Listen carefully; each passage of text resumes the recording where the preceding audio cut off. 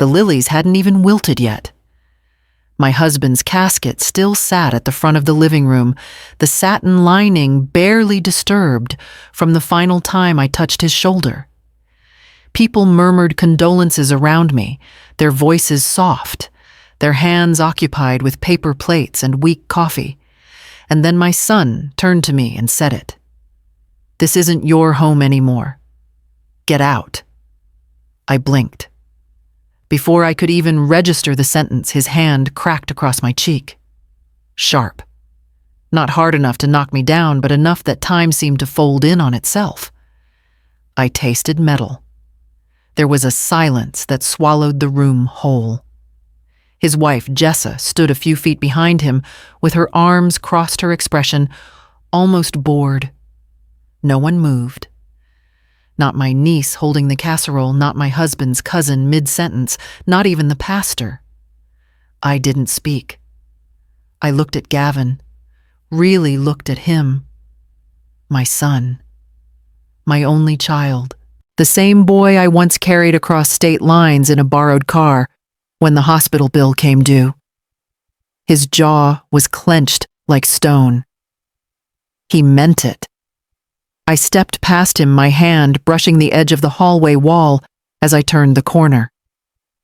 In the hall, where the scent of furniture polish still clung to the trim, sat my overnight bag, half-zipped, barely unpacked from the hospital. Next to it, a worn accordion folder tied with string, the mortgage file. I picked it up. The weight was familiar. My name was in that house as surely as my blood was in that boy. I walked out without saying goodbye. No one stopped me. Outside, the February wind sliced across my face where his palm had landed. It stung, but it was cleaner than the air inside. I walked toward the edge of the driveway where the first snow had started to fall soft as breath.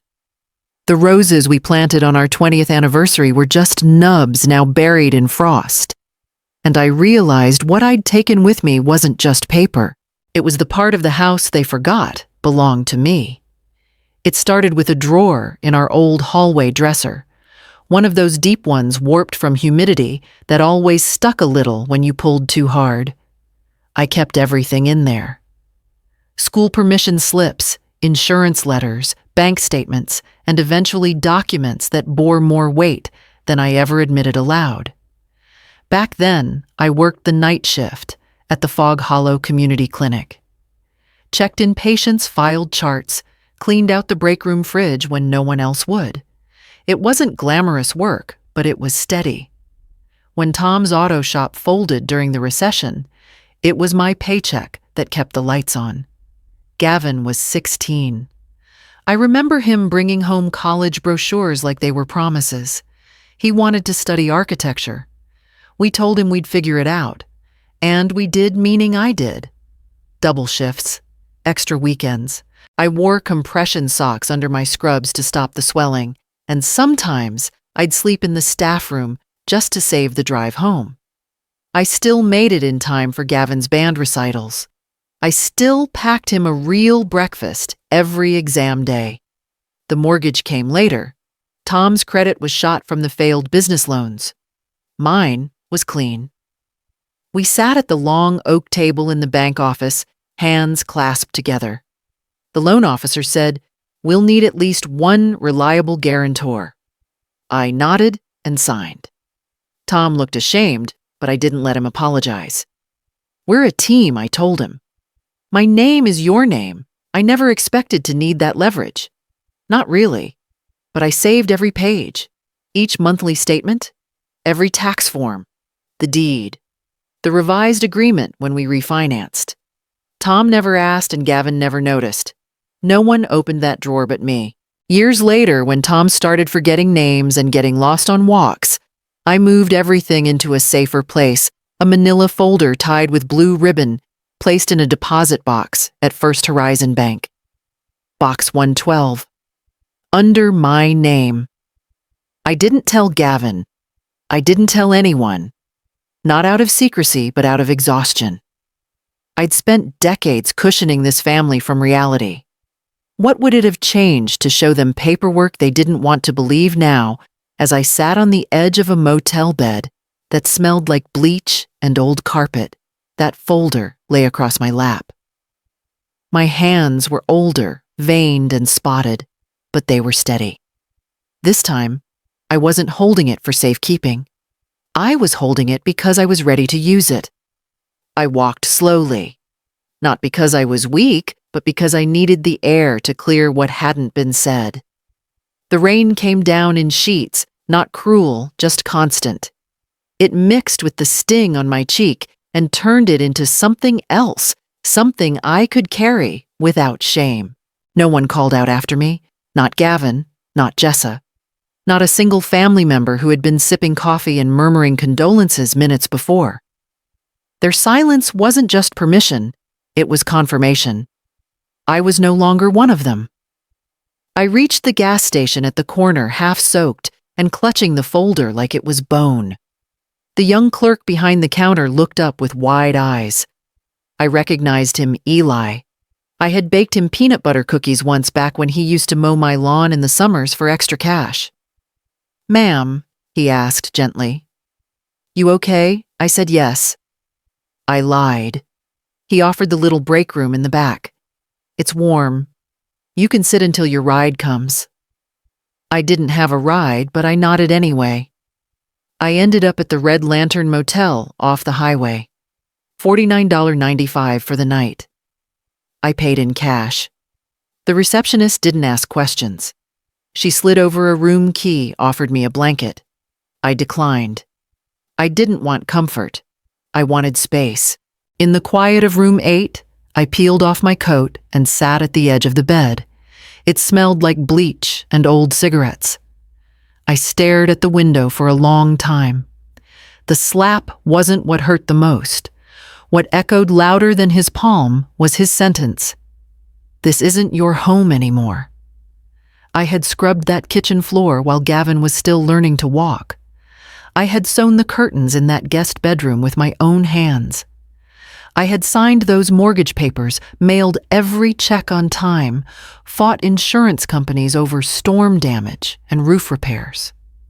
I didn't decorate the house. I was the house. The warmth, the sacrifice, the invisible stitching that held it all together. They thought I walked away empty-handed, but I was carrying everything they'd forgotten had my name on it. It was a Wednesday. The kind of gray Oregon morning that smelled like damp pine and regret. Tom hadn't eaten breakfast. He said the eggs tasted like metal. His hands trembled when he tried to hold the spoon, but his eyes were sharp again, clear like they hadn't been in weeks. "Lorraine," he said barely above a whisper, "come here. Sit." I sat on the edge of the bed. He reached into the drawer of the nightstand with a slow, deliberate motion and pulled out a small brown envelope, the kind we use to store old receipts. "Don't open it now," he said, pressing it into my hands.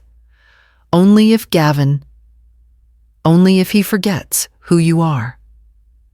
I didn't want to take it. I didn't want to believe it was necessary.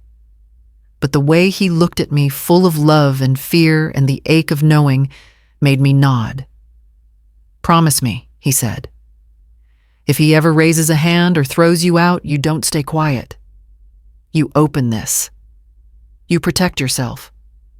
Inside that envelope was the weight of foresight. A supplemental will. A notarized clause that stripped Gavin of all inheritance if he ever harmed me physically or otherwise. Tom had seen the signs in our son even when I refused to. The condescension, the impatience, the way he let Jessa speak over me at dinner, the way he pretended not to hear when she mocked my memory. There was also a letter, written in Tom's uneven hand.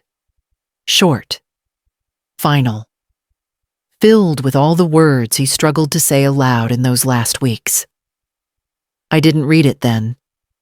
I placed the envelope in a manila folder, tied it with blue ribbon, and tucked it behind the scanned mortgage copies and bank statements.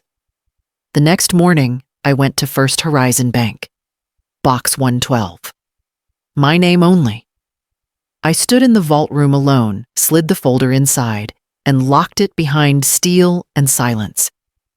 I had protected Gavin all his life. Now, without apology, I was protecting myself. Because Tom had seen what I hadn't wanted to. And now it was no longer a precaution. It was a plan. It had been tucked into my coat pocket since Tom's first stroke. The little black recorder. I used it to jot down medication schedules, insurance claim numbers, grocery lists. After a while, it became second nature click to record speak. Quietly. Save myself the forgetting. I hadn't meant to capture anything that night. But as I stood by the hallway wall, stunned and still reeling from Gavin's hand, I'd felt it in my pocket still running. I hadn't even realized I'd turned it on earlier that morning. And yet, there it was. His voice crisp and final. This isn't your home anymore. Followed by the sharp crack of skin against skin. I listened to it once. That was enough. I copied the file onto a USB stick, labeled it, and slipped it into the manila folder along with the rest. The next day, I emailed it all to Megan Dale, Tom's attorney. She'd helped us draft the supplemental will 3 years ago. She replied within the hour. Clause 19C is now active. We'll proceed. No exclamation points. No pity. Just the facts. I didn't call Gavin. I didn't warn Jessa. I didn't post. I didn't explain. Because silence is where women like me are underestimated. But silence also holds receipts. And memory. And plans they never thought we had. I slipped the recorder back into my coat and zipped it shut. My fingers didn't tremble. The next step would be the bank. The bank smelled like copy toner and old carpet. I stood in line behind a man depositing coins into a zippered bag and a woman arguing about overdraft fees. When it was my turn, I stepped to the counter and asked to speak with a loan officer. Her name was Jessica, young polite in a burgundy blazer. She smiled and led me into a small glass office. When I explained why I was there, she blinked twice. You'd like to terminate the automatic mortgage payments, she repeated. Yes, I said calmly, and I'd like to review the full loan file. Originals if possible. She hesitated. You do know that may affect the I'm the co-borrower. I interrupted, pulling out my ID and placing it beside the printed account number. My name is on every page. Please check. She did. Her eyes flicked from the screen to the documents, then back to me. You're correct, she said slowly. You're also listed as co-owner on the property title. I nodded once. I'd like to suspend all payment activity immediately. And place a block. No one resumes anything without my written consent. Jessica left the room and returned with a thick manila folder. These are the full records, she said, gently sliding them toward me. 35 years of statements and renewals. All accounted for. I signed the revocation form with steady hands. 10 minutes. That's all it took to shift the ground beneath my son's feet. 10 minutes to close the door they thought they'd locked me out of. Jessica looked at me differently after that. Not as a grieving woman. Not as someone lost, as someone in control. Anything else I can assist you with, Mrs. Whitmore? I glanced at the folder. Now mine to carry. Yes, I said. Please flag the account as restricted. Effective immediately. Outside, the wind pulled at my coat as I stepped back into the gray Oregon afternoon. I hugged the folder close, not like a burden, but like a map. The house they thought they'd claimed now sat under my silence, waiting. It showed up in my feed like a slap, dressed in soft lighting. Jessa had posted a photo of the living room, my living room newly painted, in a dull, impersonal beige. The floral curtains I sewed by hand were gone, replaced with sleek white blinds. The coffee table had been swapped for a glass and chrome thing that looked more like a showroom prop than a place to rest your feet. Caption: Our Forever. Home fresh paint. Fresh energy, fresh start. Another post followed her aesthetic update of the kitchen. She'd torn out the breakfast nook Tom built in '94 and installed a marble-topped wine bar. My teacup hooks were gone. So was the quilt I used to keep over the couch. She hadn't just redecorated, she'd rewritten. I didn't like the post. I didn't comment. I watched. They were nesting on a foundation they didn't understand, built on paperwork they'd never read. Gavin looked proud in the photos, arms folded chin up, like a man who believed he had inherited something clean and unquestioned. But the bank doesn't read captions. It reads contracts. 3 days after I signed the termination form, the notice was issued. Certified letter, plain envelope, standard formatting, no emojis. Subject default notification, Whitmore mortgage account 2849. Inside cold language, breach of payment terms. 15 business days to resolve. Pending foreclosure procedures. I didn't have to be there to see their faces when they opened it, but I could imagine the moment: clearly beige walls, chrome furniture, and the creeping realization that the home they claimed wasn't actually theirs to lose. Aunt Nora's house smelled like lemon cookies and tension. They'd gathered them all. My sister-in-law, 3 cousins I hadn't seen in years, and Gavin sitting stiffly at the head of the table, like he still believed he could steer the narrative. I walked in last coat, still on boots, still wet. I didn't bother with greetings. I moved to the center of the room, set down my leather tote, and began to unpack it. First, the original will, then the supplemental will. Next, the USB stick. Finally, a certified copy of the mortgage agreement with my name typed in bold letters.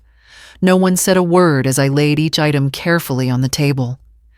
Megan, my lawyer, stood beside me, professional, unreadable, but steady. She addressed the room with the calm cadence of someone used to resistance. I represent Mrs. Lorraine Whitmore, widow of Thomas Whitmore.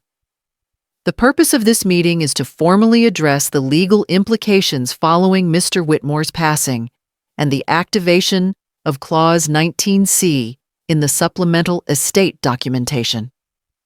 Gavin raised his hand as if we were in a classroom.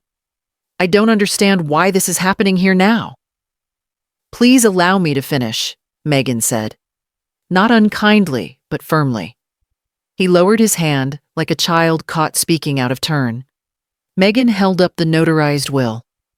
This clause states that should the heir Gavin Whitmore engage in verbal abuse, physical harm, or forced eviction of Mrs. Whitmore, all inheritance rights are revoked effective immediately. Gasps flickered across the room. She pressed play on the small speaker. Gavin's voice filled the space, brittle and unmistakable. This isn't your home anymore. Get out. Then came the crack of the slap. Then silence. My silence. Megan clicked it off. No commentary, no dramatics, just the facts as Tom would have liked. Gavin's face had gone pale. His wife's hands gripped the edge of her chair. I looked at them both, really looked. And then I spoke, soft and level. I was your mother. You treated me like clutter. You didn't just try to erase me from the house we built. You tried to erase who I was. Jessa opened her mouth to speak, but Megan lifted her hand. This isn't a negotiation. The documents are clear. The consequences are in motion. Gavin slumped in his chair. His voice was hollow now. I didn't mean to hurt you. But you did, I said. And you meant it enough to lock the door after I walked out. I gathered the documents, returned them to my bag, and stood. No one tried to stop me. No one dared. I didn't come here for revenge, I said quietly. I came with the truth. And I left before anyone could twist it. It was raining when they came. 3 soft knocks, then silence. I waited a moment, then opened the door. Gavin stood there, drenched his coat, unzipped water dripping from his sleeves. Behind him, Jessa clutched her handbag like it might save her. Her eyes were red but dry. Mom Gavin started, his voice cracking. Please, we didn't know where else to go. I said nothing. They said the foreclosure was moving forward, that we don't have any standing. The payments are frozen. The deed. I reached into the drawer by the door and pulled out a clear folder. Inside was the deed transfer signed, dated, stamped. I handed it to him. His fingers trembled as he read it. You sold it. To the Elder Shelter Foundation, I said. It'll be used as a transitional home for women who've been pushed out of theirs. Jessa made a small, sharp sound in her throat. That was our... No, I said. It was never yours. It was built by me and your father, paid for in night shifts and skipped dinners.